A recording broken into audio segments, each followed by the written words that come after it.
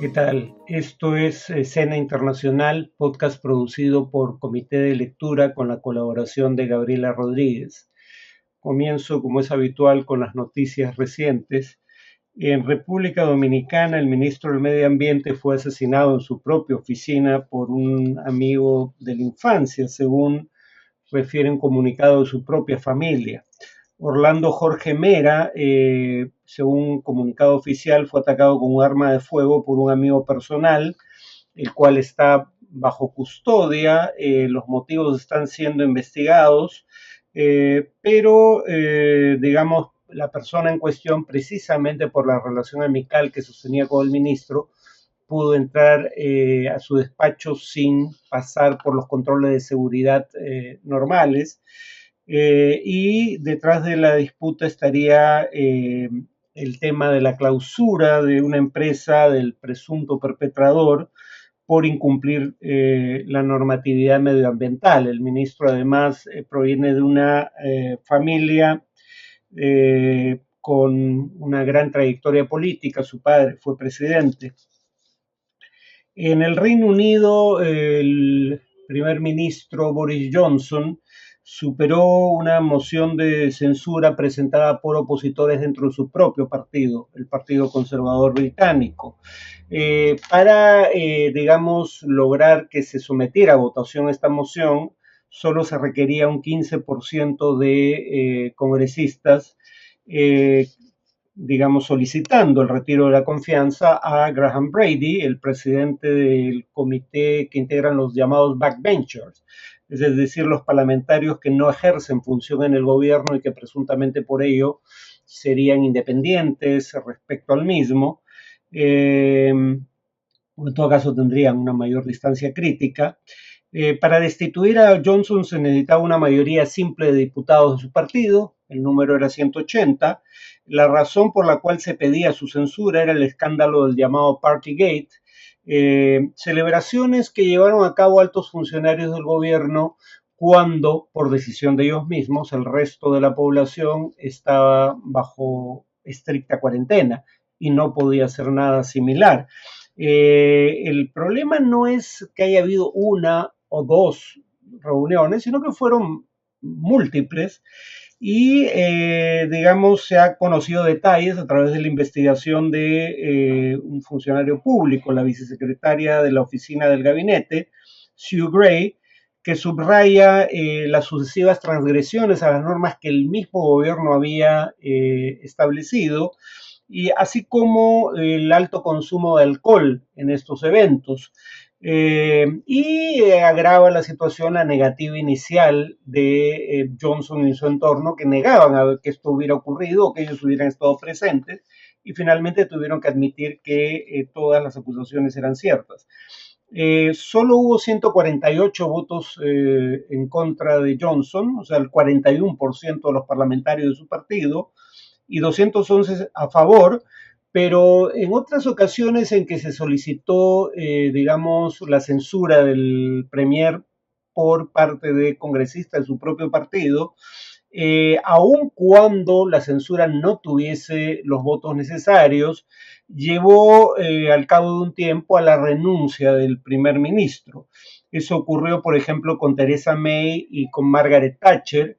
Y en el caso de Theresa May tuvo incluso un respaldo mayor que el que obtuvo en esta ocasión Johnson. Sin embargo, a partir de ese momento, cuando ya cerca del 40%, el 37% en el caso de Theresa May, 41% en el caso de Johnson, de los parlamentarios de tu propio partido te quieren retirar del cargo, habitualmente es el inicio del fin. Ahora, siendo Johnson el personaje anti-establishment, por lo menos así se gustaba presentarse, que es probablemente no siga las reglas tradicionales, pero en todo caso esto digamos, lo hiere políticamente. Y en el caso de México se consumó lo que parecía un hecho de antemano. Andrés Manuel López Obrador, el presidente del país, anunció oficialmente que no asistirá a la Cumbre de las Américas, que si bien empezó ayer, en realidad, digamos, la cumbre propiamente dicha, o sea, La parte del evento en el que participan jefes de Estado y de gobierno recién tendría lugar entre el miércoles y viernes de esta semana. El que va a asistir en su reemplazo, presidiendo una comitiva, es el secretario de Relaciones Exteriores, Marcelo Ebrard, y posible candidato a la presidencia de Morena, el partido de López Obrador, aunque eso está por establecerse. El vocero del Departamento de Estado de los Estados Unidos, Ned Price, señaló que comprendía la postura de López Obrador, que asume esta posición debido a la decisión del gobierno estadounidense de no invitar a esta cumbre a los gobiernos de Cuba, Nicaragua y Venezuela. El gobierno norteamericano alegando que la cumbre de 2001 en Canadá, digamos, establecía que la alteración del régimen democrático era un impedimento para seguir participando de estos eventos. Decidió no invitar a estos países. Claro, en el caso de Cuba nunca hubo una alteración de un orden democrático que jamás existió, pero en el caso de Nicaragua y Venezuela sí. Esa es la razón esgrimida por Estados Unidos. López Obrador, al igual que otros presidentes de izquierda, alegaba que al margen de que hubiera críticas legítimas al estatus de la democracia o ausencia de la misma en estos tres países, estas cumbres tenían el propósito de tratar otros temas de agenda para los cuales era necesaria la presencia de todos los países del hemisferio, como había ocurrido en buena medida en las dos cumbres previas. Andrés Manuel López Obrador, sin embargo, logró concertar para julio próximo, ya no este mes, una visita a Estados Unidos en la que se reuniría con Joseph Biden para tratar, entre otros, los temas migratorios, de lo cual vamos a hablar en un minuto porque este también, la Cumbre de las Américas, es el tema de análisis para hoy, ¿no? Pero repito, López Obrador no va a la Cumbre de las Américas, pero visitará Washington y la Casa Blanca de cualquier manera en poco tiempo. En cuanto a la cumbre misma, habría que recordar que la primera Cumbre de las Américas, celebrada en Miami en 1994, se produjo un momento en donde, salvo Cuba, todos los países del hemisferio occidental eran consideradas democracias representativas, con gobiernos elegidos por voto popular en elecciones que alcanzaban los estándares internacionales de elecciones libres y justas, y que además de la democracia como un elemento común a todos los asistentes, estaba el tema de la promoción del libre comercio. 33 países del hemisferio, todos menos Cuba, acuerdan en esa primera cumbre de Miami, el 94, iniciar negociaciones para crear el Área de Libre Comercio de las Américas, el ALCA, proyecto que naufraga en la cumbre de Mar del Plata, en Argentina, el año 2005. Ahora estamos ante la novena Cumbre de las Américas, en donde, como ya vimos, el tema de la democracia representativa no concita el consenso que suscitó durante la primera cumbre, menos aún el tema del libre comercio, que no solo es un tema que, digamos, ha perdido importancia en la agenda de países de América Latina, al margen de que esto sea deseable o no, sino que ha perdido importancia sobre todo en la agenda de Estados Unidos desde la administración Trump. Los republicanos serían ser el partido, digamos, proclive al libre comercio en Estados Unidos. Eso cambia con Donald Trump y ahora que los demócratas están en el gobierno, el presidente Biden no ha revertido muchas de las decisiones proteccionistas de la administración Trump. Pero bueno, el tema es que Estados Unidos, como indicábamos, ha excluido porque no son ejemplos de ejercicio democrático del gobierno a los regímenes de Cuba, Nicaragua y Venezuela. Y esto ha generado la oposición de los 14 países del CARICOM, países del Caribe, Argentina, Bolivia, Chile, Honduras, México y Perú.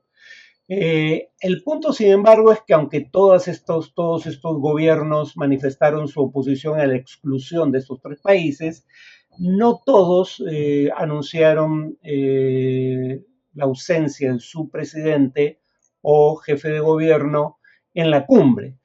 Por eso es importante la noticia que acabamos de mencionar de la renuncia del presidente mexicano López Obrador a asistir a la cumbre.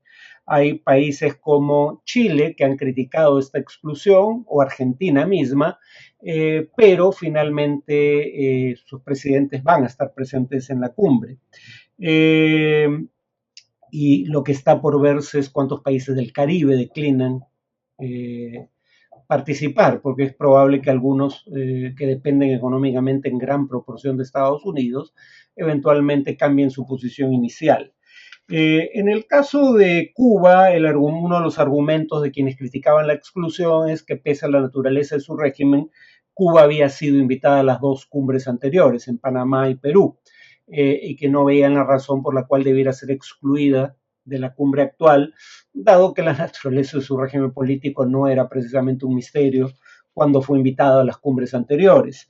En el caso de Maduro, en realidad, el gobierno venezolano, al que no reconoce Estados Unidos en este momento, sino reconoce a Juan Guaidó como presidente de Venezuela, Maduro no iba a asistir, incluso si se le invitaba, entre otras razones, porque hay cargos por narcotráfico y terrorismo en su contra, digamos, planteados ante cortes estadounidenses, o en todo caso formulados por el gobierno de los Estados Unidos, que presumiblemente serán procesados en algún momento ante cortes de justicia.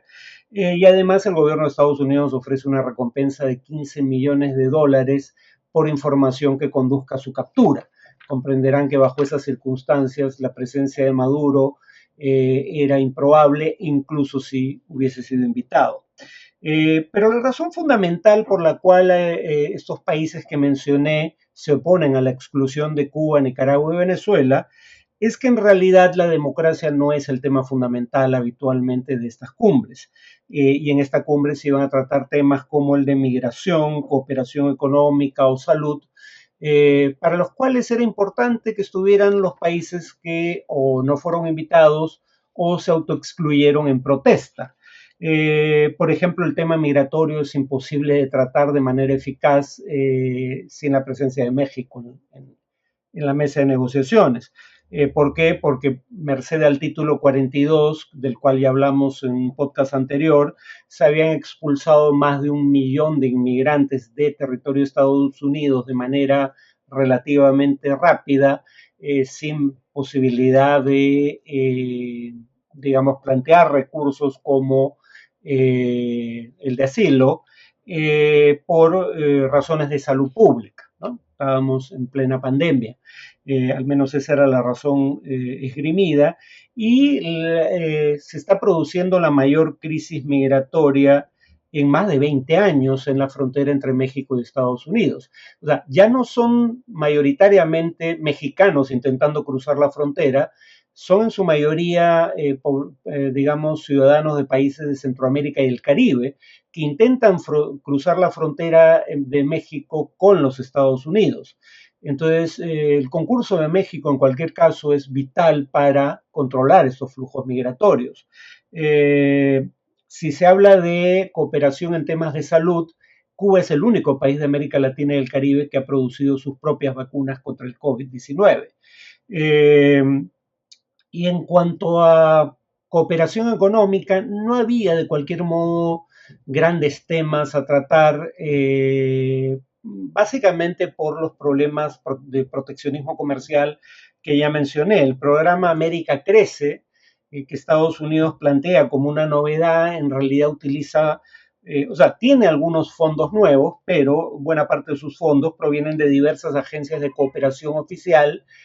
Simplemente se han agrupado en una nueva categoría, y además los préstamos para inversión que vendrían a través de esta propuesta América Crece estarían condicionados ya no solo por factores, digamos, de política económica, sino incluso por factores estrictamente políticos, como excluir a empresas chinas del tendido de la red 5G, la quinta generación en tecnología de telecomunicaciones, en los países en cuestión, ¿no? O sea, en otras palabras, esto tenía como propósito, digamos, reducir la dependencia de China en los países de la región. Pero, repito, el tema comercial no estaba en agenda, que sería el más importante, porque aunque buena parte del hemisferio tiene acuerdos de libre comercio con Estados Unidos, pero no los tienen los países, por ejemplo, del Mercosur, y ahí está la mayor economía de América Latina y el Caribe, Brasil, entre esos países, ¿no? Entonces era importante el tema comercial, aunque solo fuera por eso, y no está porque, uno, la agenda comercial de Biden no es por ahora menos proteccionista que la de Trump, pero de cualquier manera concesiones en términos comerciales como reducción o eliminación de aranceles probablemente hubieran necesitado la aprobación del Congreso, aprobación con la que no se puede contar en el contexto actual. Hay también una crítica que se ha hecho en menor proporción más por analistas que por gobernantes, y es la crítica según la cual cuando Estados Unidos realizó una cumbre por la democracia hace unos meses, además de Cuba, Nicaragua y Venezuela, excluyó a Bolivia, El Salvador, Guatemala y Honduras, consciente de que el estatus de la democracia en esos países se ha degradado considerablemente. En el caso de El Salvador, por ejemplo, el presidente Nayib Bukele ha logrado el control de todos los poderes del Estado, incluyendo los poderes contralores como el judicial. En el caso de Honduras, sabemos que el último presidente, Juan Orlando Hernández, apenas dejó el cargo, fue extraditado a los Estados Unidos bajo cargos de narcotráfico. Entonces, si la exclusión estaba basada en la consideración, la exclusión de Cuba, Nicaragua y Venezuela, de que no son ya ejemplos de gobierno democrático, pues tampoco lo es el gobierno de Nayib Bukele en El Salvador o el gobierno guatemalteco actual. Honduras ha cambiado la situación con la elección de, digamos, de la primera mujer presidente del país, pero ella fue la que decidió no asistir a la cumbre. Ahora, por otro lado, que Estados Unidos se pueda dar el lujo de tolerar que la cumbre bordee el fracaso, en realidad creo que es una muestra más de la escasa importancia que nuestra región del mundo ha tenido siempre para los Estados Unidos. Cuando América Latina y el Caribe han sido importantes para los Estados Unidos, fue cuando se convirtieron en escenario de la Guerra Fría con la Unión Soviética. Pero entonces la negociación era con la Unión Soviética más que con los gobiernos de la región. Por ejemplo, la crisis de los misiles en Cuba. Estados Unidos no negoció el retiro de los misiles de Cuba con el gobierno de Fidel Castro, lo negoció con el gobierno soviético. Y el propio Castro admite que él se opuso al retiro de los misiles, pero eso es algo que acordó la Unión Soviética con Estados Unidos al margen de su voluntad. Entonces, cuando fuimos importantes para Estados Unidos fue por el temor a que fuéramos blanco de una potencia extremisférica, fundamentalmente la Unión Soviética.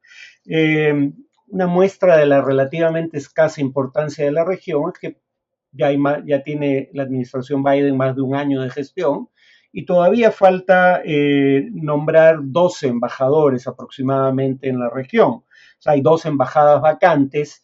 Claro que esto en parte se debe más bien a la obstrucción de las nominaciones por parte de los republicanos en el Senado. Pero sea cual sea el motivo, el punto es que más de un año sin embajador en 2 embajadas norteamericanas en la región, o sea, un tercio de los países, es un indicio de que nominar esos embajadores no parece ser una prioridad. Y por si hiciera falta de mayores pruebas al respecto, habría que decir que, por ejemplo, en las memorias de Barack Obama, en el artículo de campaña o durante la campaña electoral que escribe sobre política exterior Joe Biden para la revista Foreign Affairs, y en el primer discurso de Biden como presidente sobre el tema de política exterior, lo que tienen en común estos 3 textos es que hay una única mención a América Latina y el Caribe. O sea, en otras palabras, reitera lo que acabo de decir, no somos una prioridad para Estados Unidos. En cuanto a Perú, al igual que en el Foro Económico Mundial de Davos, hasta ayer por lo menos, el presidente Castillo había solicitado permiso para asistir, pero en el caso del Foro de Davos, finalmente teniendo el permiso del Congreso, no asistió a ese foro. Ahora parece que por una declaración del ministro de Relaciones Exteriores, que anunció que no va a asistir a la cumbre acompañando al presidente Castillo porque contrajo el COVID-19. Ese es el único dato oficial que tenemos de que el presidente Castillo sí asistiría en esta ocasión, cosa que no era clara hasta la víspera. Bueno, eso es todo por hoy. Nos vemos en el siguiente podcast.